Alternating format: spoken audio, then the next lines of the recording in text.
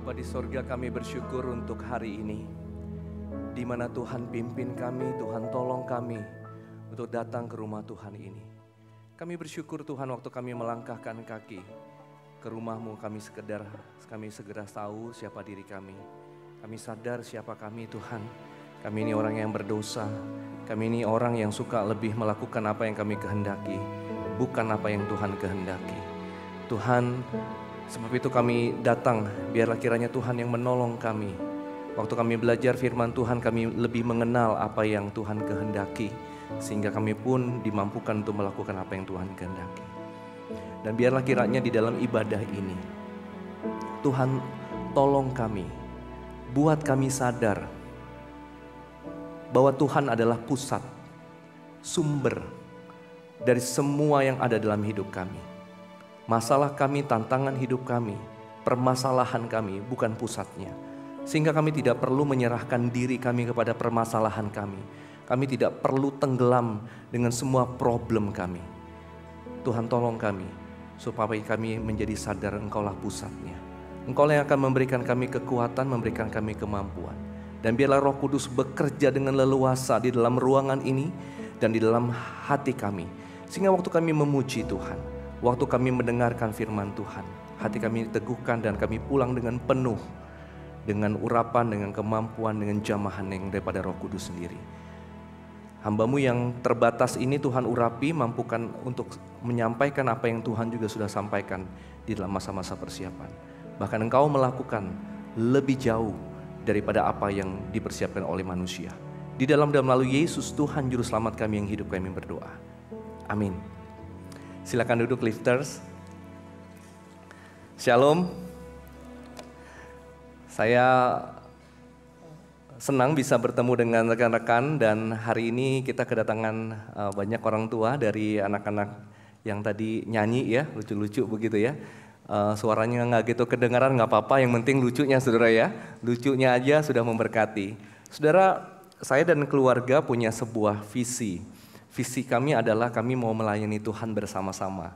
Sejak kecil, sejak baby, kalau mau tidurin anak-anak saya selalu nyanyiin lagu yang menceritakan bagaimana saya dan keluarga saya ingin melayani Tuhan, saudara ya. Dan rata-rata anak-anak hafal lagu itu karena dari baby saya suka nyanyiin. Dan dari sejak kecil, saudara, saya mendorong anak-anak juga untuk melayani di gereja. Dan saya berpikir selain mungkin kalau ada di sekolah Kristen ya, gereja adalah tempat yang baik untuk anak-anak belajar melayani Tuhan. Amin Bapak Ibu. Dan sebab itu saya juga mendorong Bapak Ibu semuanya, kita sendiri kalau mau anak kita melayani Tuhan, kita juga seharusnya adalah orang-orang yang juga melayani Tuhan. Karena anak-anak itu belajar dari teladan. Dia lihat, apa yang dilihat itu yang dia tiru.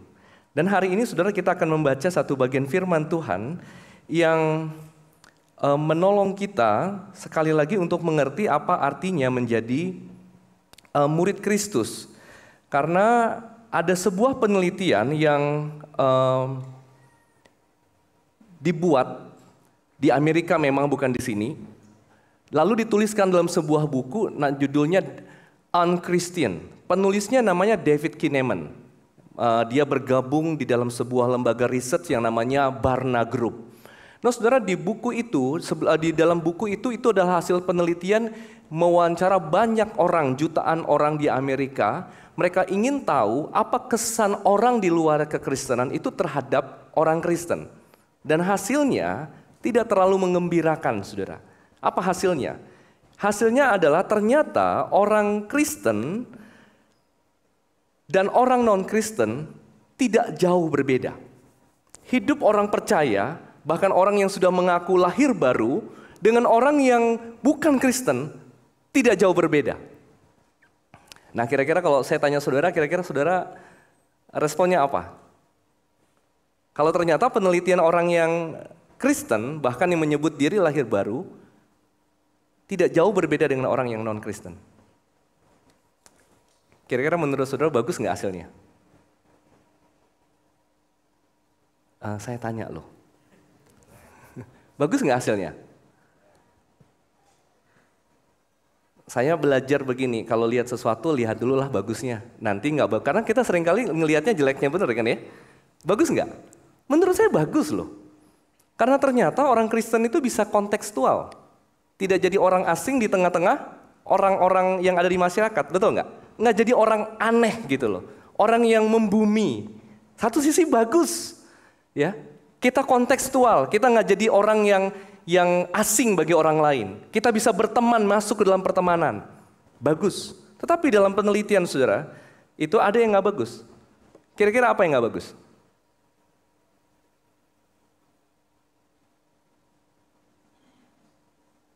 Apa yang nggak bagus, saudara? Apa yang nggak bagus kalau orang Kristen yang sudah lahir baru dengan orang yang belum percaya ternyata hidupnya sama? Yang nggak bagusnya berarti tidak ada perubahan hidup. Cara kita memperlakukan orang lain, omongan kita, ya, kata-kata kita, habit kita, tidak menunjukkan bahwa memang Roh Kudus itu bekerja di dalam diri kita, mengubah apa yang tidak baik itu menjadi baik. Orang lain tidak melihat ada sebuah kualitas hidup yang berbeda, kalau ternyata sama saja.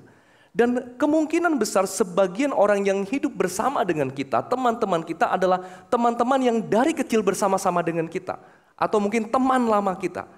Kalau mereka tidak melihat sebuah perubahan dalam hidup kita, itu berarti, saudara, dipertanyakan apakah memang Roh Kudus Tuhan Yesus itu mengubah kehidupan kita. Apakah firman Tuhan yang kita baca, atau paling tidak yang saudara dengar setiap hari Minggu, itu mengubah hidup kita. Saudara, itu yang tidak bagusnya. Sebab itu bulan ini kita akan membahas sebuah tema yang baru, membahas seri Disciple Lifestyle, gaya hidup seorang murid. Kalau betul kita ini adalah murid Kristus, kalau betul kita mengklaim bahwa di dalam diri kita tidak hanya kita, tapi ada Roh Kudus yang bekerja di dalam diri kita, lalu bagaimana dengan gaya hidup kita? Apa yang berbeda? Nah, hari ini, minggu pertama ini, saya kebagian membahas the golden rule. Yang saya percaya bukan kali ini, saudara. Saudara sudah pernah baca bagian ini. Tapi sekali lagi kita mau baca bagian ini, lalu kemudian kita coba menyelidiki apa sih artinya golden rule dalam hidup kita hari ini. Mari kita baca dari Matius 7 ayat 12. Matius 7 ayat 12. Segala sesuatu yang kamu kehendaki supaya orang perbuat kepadamu, perbuatlah demikian juga kepada mereka. Itulah isi seluruh hukum Taurat dan kitab para nabi.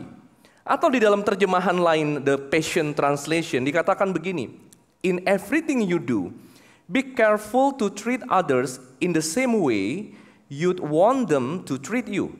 For that is the essence of all teachings of the laws and the prophets. Atau di dalam The Message Bible, ini salah satu terjemahan yang saya juga suka, memang kata-katanya paraphrase, tapi beberapa kata itu sangat menohok begitu ya. Here is simple rule of thumb guide for behavior. Perhatikan saudara, ini guide for behavior. Ask yourself what you want people to do for you, then grab the initiative and do it for them. Add up God's law and prophets, and this is what you get. Saudara, ini kalimat yang menurut saya lebih kadang-kadang kenak dengan kita ya. Jadi pikirin apa yang orang lain mau lakukan buat kamu, lalu kemudian ambil inisiatif itu dan lakukan buat orang lain, bukan untuk dirimu. Nah, saudara, kita sering, ini ayat sebetulnya bicara tentang kasih, terutama kasih mengasihi sesama sebetulnya. Makanya kalau waktu Yesus bicara soal masalah kasihilah Tuhan Allahmu, lalu kemudian kasihilah sesamamu, ada kalimat yang sama. Bahwa kalimat ini menunjuk bahwa inilah inti essence dari hukum Taurat dan kitab para nabi. Nah saudara, kita suka bicara tentang kasih. Next. Tetapi masalahnya saudara ya, kasih yang sejati itu bukan sekedar kata-kata manis. Kasih adalah tindakan yang nyata yang kita bawa yang membawa kehidupan bagi orang lain. Nah ini saudara yang sering kali mungkin kita nggak terlalu perhatikan waktu kita bicara tentang kasih. Jadi kasih itu memang bisa dalam bentuk perkataan. Ada perkataan kita yang kita ucapkan saudara, merupakan sebuah kata-kata yang menguatkan, menolong, memberikan penghiburan. Bisa berupa tindakan nyata. Tetapi lebih jauh daripada itu adalah begini, ada kehidupan yang saudara bawa ke dalam kehidupan orang lain. Jadi lewat kata-kata, lewat perbuatan, itu akan menjadi sebuah tindakan kasih kalau kemudian kata-kata dan perbuatan itu membawa sebuah kehidupan. Atau dengan kata lain menyentuh kehidupan, menyentuh hati orang lain. Nah saudara, misalnya saudara ada seorang pemuda bernama Rian misalnya. Dia hidup di kota besar, di tengah keramaian, di kota besar dan dia adalah seorang sosok yang ambisius. Dia pekerja keras dan dia selalu fokus pada karirnya. Setiap hari dia bangun dari tempat tidurnya, hari itu satu tujuannya, sukses. Semua yang dia lakukan berfokus pada satu arah, yaitu bagaimana dirinya bisa sukses. Tapi pada satu hari saudara, waktu dia sedang terburu-buru ke kantor, tiba-tiba saudara di pinggir jalan di trotoar itu, ada seorang bapak yang jatuh. Waktu bapak itu jatuh, saudara nggak ada orang yang nolong. Nah si Rian ini jalan juga dia lihat bapak itu jatuh dan dia lihat jam, waduh nih gua bisa telat meeting nih. Saudara dia pengen sekali untuk lebih cepat-cepat ke sana dan abaikan bapak itu. Seperti beberapa orang yang sudah melewati bapak itu. Tetapi saudara di dalam pikirannya dia berpikir begini, kali ini mungkin kalau aku tolong nggak apa-apa kali ya. Saudara jadi Rian kemudian datang ke bapak itu, dia membungkuk. Dia bawa bapak itu dan ternyata bapak itu nggak bisa jalan. Dan dia gandeng bapak itu. Saya pikir dia bilang ini kayaknya nggak bisa pak, dekat sana ada rumah sakit. Saya bawa bapak ke rumah sakit dulu ya. Saudara waktu bapak itu ditolong oleh Rian. Bapak itu kemudian bilang kepada Rian begini. Nak, terima kasih ya. Udah tolong saya. Saya pikir nggak ada orang yang tolong saya. Saudara, waktu bapak itu ngomong begitu. Di dalam hatinya Rian merasakan sesuatu yang belum pernah dia rasakan. Dia merasakan sebuah kebahagiaan bisa menolong orang lain dibandingkan dengan semua ambisi kesuksesannya yang dia kejar selama ini. Dia pikir kalau dia lewatkan itu, dia akan lewatkan hari itu seperti biasanya. Tanpa satu perbuatan baik yang dia lakukan. Nah saudara, kisah Rian ini mengingatkan kita bahwa hidup kita ini bukan tentang diri kita sendiri. Hidup kita nggak tentang diri kita sendiri. Ada orang lain yang perlu merasakan kasih kita. Nah pertanyaannya adalah apa yang dimaksud dengan kasih yang sejati? Di dalam Matius 7 ayat 12 ini waktu saya baca, kasih yang sejati itu bukanlah kasih yang hanya menunggu. Tapi kasih yang melakukan sesuatu. Apa artinya? Mari kita pelajari bagian ini bersama-sama saudara.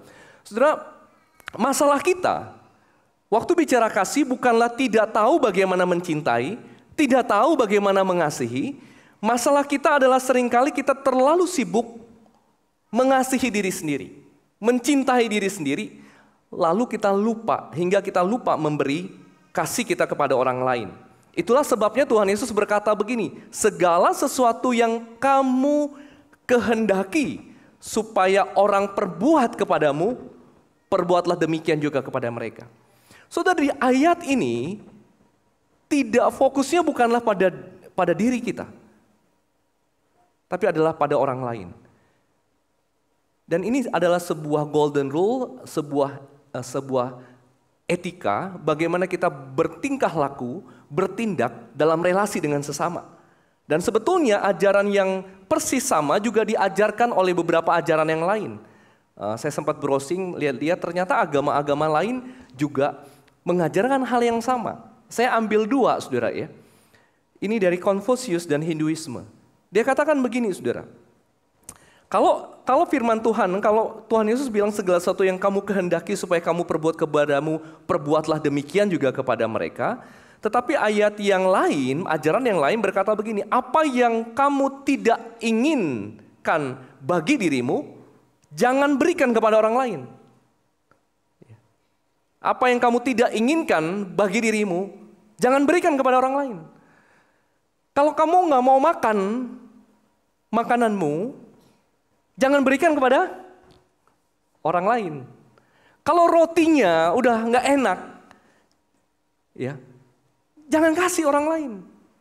Nah ini kan seringkali saudara, kalau gereja misalnya ada buat diakonia begitu ya, kita lagi mengumpulkan pakaian apa biasanya? Pakaian bekas atau pakaian layak pakai? Layak pakai kan? Nah pertanyaannya waktu saudara kasih pakaian itu, apakah saudara masih mau pakai? Saudara, beberapa kali di dalam gereja, ya, tidak di sini, saya mendapati pakaian-pakaian yang dalam tanda kutip layak pakai yang diberikan, itu pakaian yang sebetulnya nggak bisa lagi dipakai. Tapi ada sejumlah orang memang yang suka menumpuk pakaian-pakaian lama itu di dalam lemarinya. Ketika lemarinya sudah nggak cukup, dan pakaian itu sudah lama sekali tidak terpakai. Lalu kebetulan nih, gereja lagi membuat aksi sosial. Ya, kita bawalah pakaian itu lalu kemudian kita berikan kepada gereja. Seolah-olah kita sudah memberikan sesuatu, saudara. Tetapi sebetulnya itu adalah pakaian barang yang kita tidak mau lagi pakai. Ajaran ini sebetulnya oke juga begitu ya. Kalau kamu tidak inginkan bagi dirimu, jangan berikan kepada orang lain. Ya, dan kalau kita lakukan juga bagus. Atau yang Hinduisme bilang begini, jangan lakukan kepada orang lain apa yang menyebabkanmu merasa sakit jika itu dilakukan bagimu. Artinya kalau kamu sendiri, kalau misalnya ada perkataan tertentu yang kalau diucapkan kepadamu rasanya nggak enak, jangan ngomong kepada orang lain. Kira-kira begitu kan ya? Kalau ternyata kamu memperlakukan seseorang, kamu sudutin dia, dan kamu rasanya nggak enak, jangan lakukan kepada orang lain. Apa yang sama? Apa yang sama dari perkataan Tuhan Yesus dengan dua ajaran ini nih, kira-kira? Mirip kan ya? Tapi apa yang sama? Apa yang berbeda? Saudara, waktu saya renungkan ini, paling tidak perbedaannya begini, perhatikan ya. Tuh, saya udah kasih konklusi. Kasih sebuah clue ya. Segala sesuatu yang kamu kehendaki. Kalau yang dua itu, apa yang kamu tidak inginkan, ya, jangan lakukan kepada orang lain. Dengan kata lain, saudara, bagian ini berkata begini, dua ajaran yang lain itu mengajarkan kita untuk mencegah agar tidak ada perbuatan yang jahat atau perbuatan yang buruk. Prinsipnya lebih melindungi agar tidak terjadi kejahatan. Prinsipnya. Dan sedangkan Yesus mengajarkan supaya mengajarkan sebuah kebaikan yang aktif bukan hanya menghindari hal yang buruk. Kalau misalnya begini saudara ya, tadi saya ambil contoh waktu aksi sosial, lalu kemudian kita diminta untuk memberikan baju layak pakai, kita kasih baju yang tidak kita mau pakai. Saudara, yang terjadi apa waktu kita lakukan? Kalau kita lakukan, jangan berikan yang tidak kamu pakai. Kamu lihat semua kamu mau pakai. Tidak ada yang tidak kamu bisa berikan, ya sudah selesai begitu ya. Jadi hanya melindungi tidak terjadi sesuatu yang baik. Tetapi Tuhan Yesus berkata begini, ya. Apa yang kamu pikir kamu mau lakukan untuk dirimu, kamu lakukan untuk orang lain.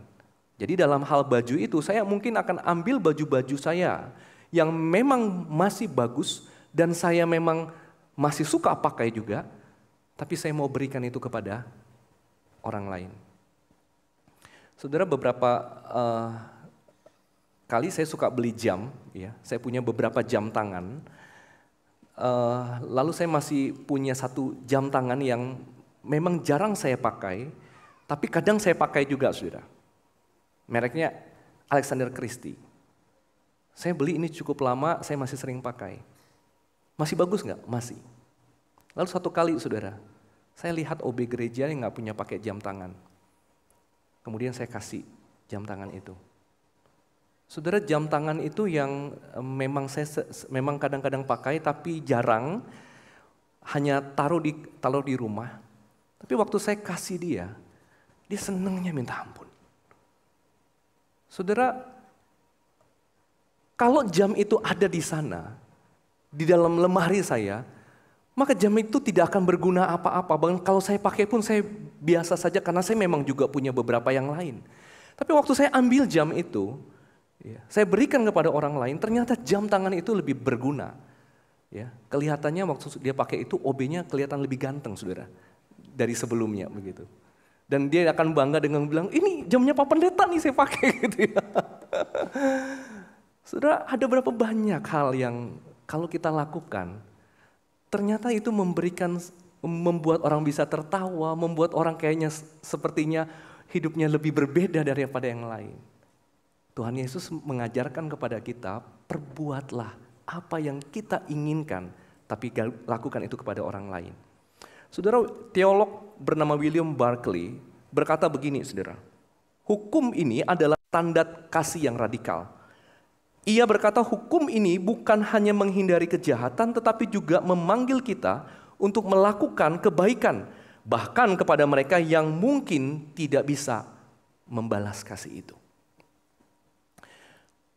Ada banyak orang yang bisa kita berikan, dia bisa berikan kepada kita.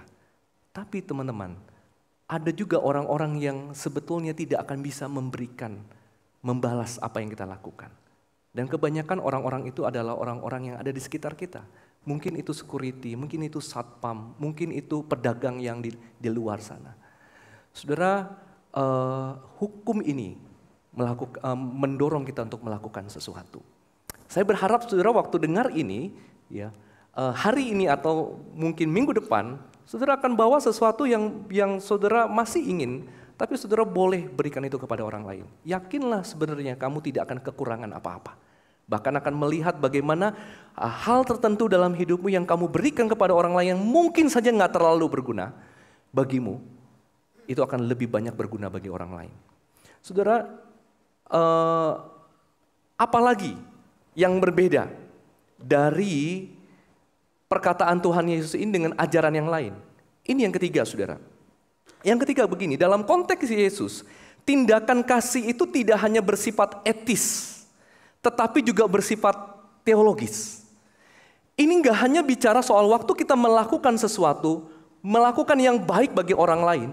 Ini bukan hanya supaya hubungan saya dan orang lain jadi baik.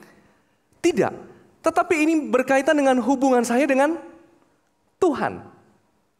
Segala sesuatu yang saya lakukan yang terbaik bagi orang lain, itu berasal dari hubungan saya dengan Tuhan.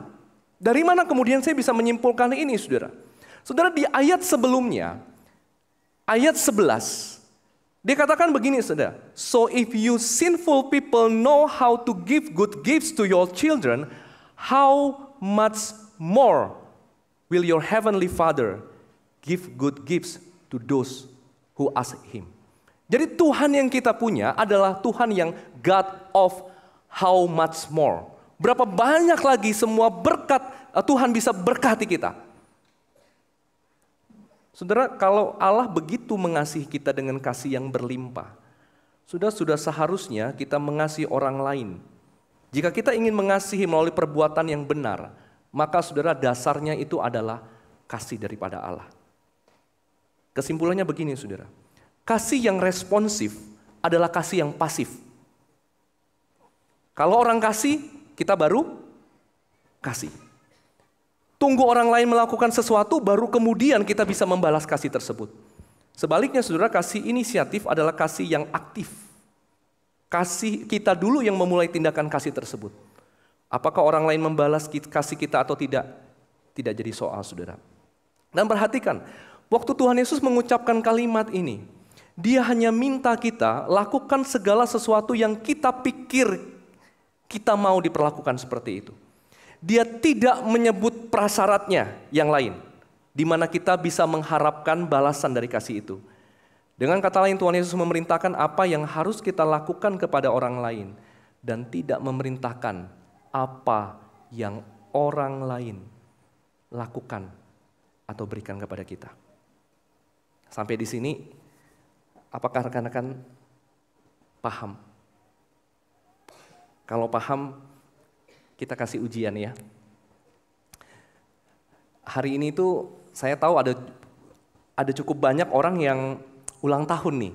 Ya, saya tidak tahu apakah ada di sini hadir hari ini, tapi cukup banyak nih ya. Saya bisa sebut namanya. Derry Lee, 28 Oktober, Jessica Magdalena, Marta Octaviani, Gary Immanuel, Linda Triana, Niken, Riana Alexandria, Sri Rubiati, Tiffany, Alain Suryanaga, Christine Stefani, Jerry Livano Arsyanto, Clarin Abraham, Elsa Rianti, Jessica Indriani, Kevin Yogi Saputra, Luis Sansan Cahaya, Celestine Victoria Lee, Arif, Marwan, Ovi, Noviana. Nah, yang hari ini tanggal 3 November ini ya, ada Arif, Marwan, Ovi, Stella Leviana, Chong Chai Yan, Yoel Nathanael. Apakah orangnya ada di sini? Ada yang ulang tahun? Nah, saya tanya ya, kalau hari ini ulang tahun, lalu kemudian ada dari saudara, misalnya yang ulang tahun hari ini sebutlah Arif. Ini jangan-jangan penginjil Arif ya hari ini, ulang tahun ya. Lalu kemudian saudara kasih kado. Dan kado itu saudara sudah siapkan beberapa minggu sebelumnya. Bahkan itu adalah sebagian dari uang jajanmu. Ya, uang yang harusnya kamu pakai untuk dirimu sendiri, tapi kali ini temanku Arif ini ulang tahun nih. Jadi saya mau kasih dia kado deh. Saudara pergi ke PVJ ya. Cari kado yang terbaik. Uangnya lumayan. Ambil contoh misalnya 1 jutaan dah. Saudara bungkus rapi-rapi, saudara tulisin kartunya, pikirin kira-kira kata-kata puisinya apa ya gitu ya yang ada rhyme-nya. Agak sulit, lalu tanya ChatGPT ya. ChatGPT kasih saran, saudara salin ya. Udah buat bagus-bagus ya. Lalu hari ini saudara kasih. Nah, minggu depan giliran saudara yang ulang tahun. Kira-kira pikiran saudara apa?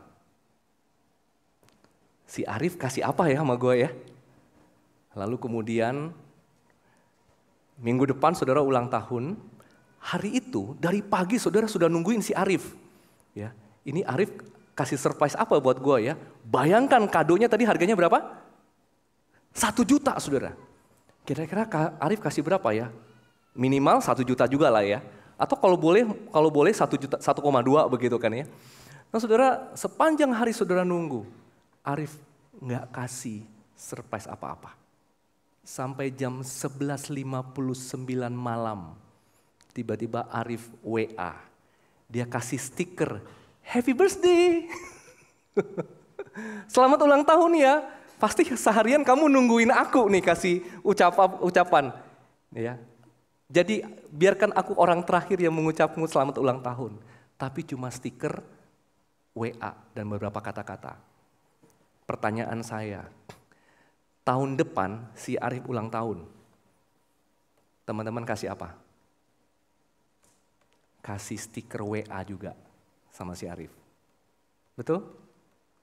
Saudara, kalau kemudian kita berespon seperti itu bukan kasih, itu transaksi. Atau mungkin saudara nggak pakai stiker WA, tapi saudara ambil foto, lalu kemudian saudara upload di IG Story. Sekarang kan begitu ya. Ya, kalau ada ulang tahun itu ya, panjang titik-titiknya kan. Kalau mau panjang gitu ya, karena setiap ulang tahun, siapapun ulang tahun dia akan capture dan lakukan. Dan semua teman-temannya akan lakukan yang sama, sehingga banyak. Nah saudara, kalau kita hanya mengasihi orang, memberi sesuatu, lalu kita berharap orang itu akan memberi, itu namanya bukan kasih, tapi transaksi, saudara. Ini kasih yang mungkin pasif. Kasih yang berpusat pada diri sendiri itu adalah ingin diperlakukan sebaik mungkin oleh orang lain. Tapi kasih yang berpusat pada orang lain, ingin berbuat sebaik mungkin bagi orang lain. Saudara, masalah kita yang saya tadi katakan, bukanlah kita tidak tahu bagaimana bagaimana mencintai. Masalah kita adalah seringkali kita terlalu sibuk mencintai diri sendiri hingga lupa memberi kasih kepada orang lain. Saudara, seorang teolog bernama John Stott pernah berkata begini, kehidupan yang terlalu berfokus pada diri sendiri akan mengeringkan hati kita dari kasih yang sejati. Ketika kita hidup untuk diri sendiri, kita kehilangan arti dari kasih itu sendiri. Dan Tuhan Yesus sebaliknya, saudara, mengajarkan ini. Yesus tidak hanya mengajarkan kita mengasihi, Dia menunjukkan kasih-Nya dengan pengorbanan terbesar bagi kita di kayu salib. Waktu Yesus berkata, perbuatlah apa yang engkau inginkan, lakukan itu kepada orang lain. Saya pikir Yesus sepanjang hidupnya menunjukkan itu. Sampai saudara waktu dia didera, dia disiksa, dia dianiaya, tidak satu pun dia balas semua orang itu. Kalau dia mau, dia bisa tentunya, bukan? Tapi tidak seperti itu. Dan kasih yang di atas kayu salib itu kasih yang sampai hari ini Dia masih lakukan kepada kita. Berapa kali saudara kita berdosa? Berapa kali kita menjauh? Tapi Tuhan masih saja berkati kita dengan berkat yang melimpah. Masih aja pintu yang Tuhan buka. Tuhan berkati kita dengan berlimpah. Yesus itu bukan Tuhan yang ingin menuntut kita memberikan yang terbaik bagi Dia. Tidak. Dia mau kasih-Nya dulu memenuhi diri kita. Lalu kemudian dari kasih yang memenuhi diri kita itulah kita berikan. Dan waktu seperti itu Dia tidak hanya kadang kasihilah aku. Tapi Dia bilang kasihilah sesamamu. Kalau David Kinnaman tadi bilang, tidak ada perbedaan antara orang percaya dan orang yang tidak percaya. Saya yakin dan percaya kita semua di tempat ini bisa membuat sebuah perbedaan. Saudara, saya suka kopi. Bayangkan saudara kalau besok saudara minum kopi, atau hari ini saudara beli kopi. Tetapi kemudian ada orang yang saudara perhatikan. Sepertinya dia pengen minum kopi, tapi dia tidak punya uang. Atau dia tidak pernah minum kopi seenak yang saudara minum. Dia hanya minum kopi saset, Nescafe atau apalah, kapal api. Dia gak pernah rasain nyicipin kopi yang enak yang saudara beli di kafe-kafe itu. Kalau saudara satu hari tapi saudara memutuskan, besok aku mau belikan dia kopi yang enak. Saudara kasih dia. Waktu dia minum, wah kok beda ya dengan kopi saset yang saya minum. Saudara langsung bilang gini, iya yang kamu minum itu bukan kopi, tapi itu gula, dipakein kopi dikit. Saudara mungkin tindakan sederhana seperti ini tidak mengubah dunia, tetapi bisa mengubah hari seseorang. Hari ini hidup siapa yang saudara mau sentuh, buatlah dia merasakan sesuatu dari kasih Tuhan yang mengalir dari diri kita. Biarlah pujian ini menolong saudara untuk kembali merenungkan firman Tuhan ini. Saya ajak kita untuk ambil waktu teduh. Mari kita renungkan firman Tuhan ini. Bahkan kalau boleh saudara sebutkan satu nama, pikirkan satu orang, bawa kepada dia. Dan saudara ngomong kepada Tuhan, saya mau sentuh hatinya. Saya mau tunjukkan bahwa Roh Kudus memang bekerja dalam hati. Dalam hidup saya. Saya berbeda. Mungkin itu orang kantormu. Mungkin itu keluargamu. Mungkin itu orang yang menyulitkan hidupmu. Tunjukkan bahwa Roh Kudus itu bekerja dalam hatimu. Tunjukkan kebaikan. Kalau kita saja yang dulu jadi musuh Allah, Dia rangkul kita kembali. Dia kasihi kita kembali. Dia berkati kita kembali. Mengapa kita tidak melakukannya bagi orang lain?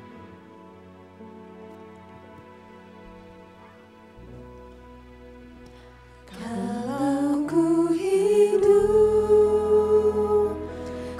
hidup bagimu, hatiku tetap menyembahmu. Dunia tak bisa menjadi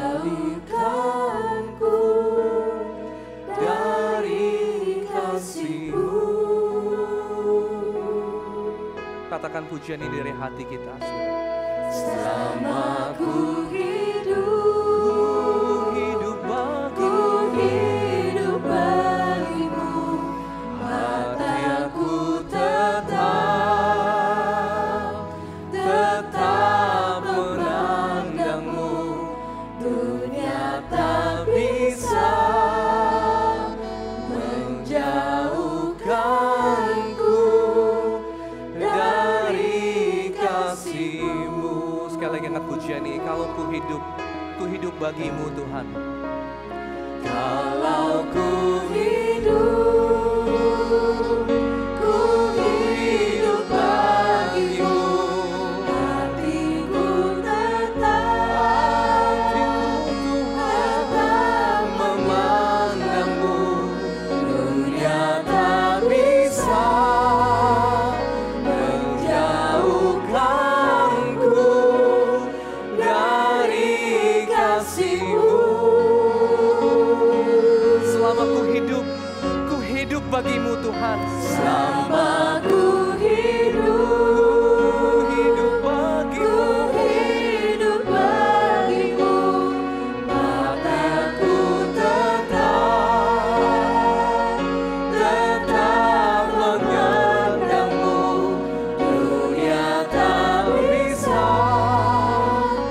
menjauhkanku dari kasih-Mu.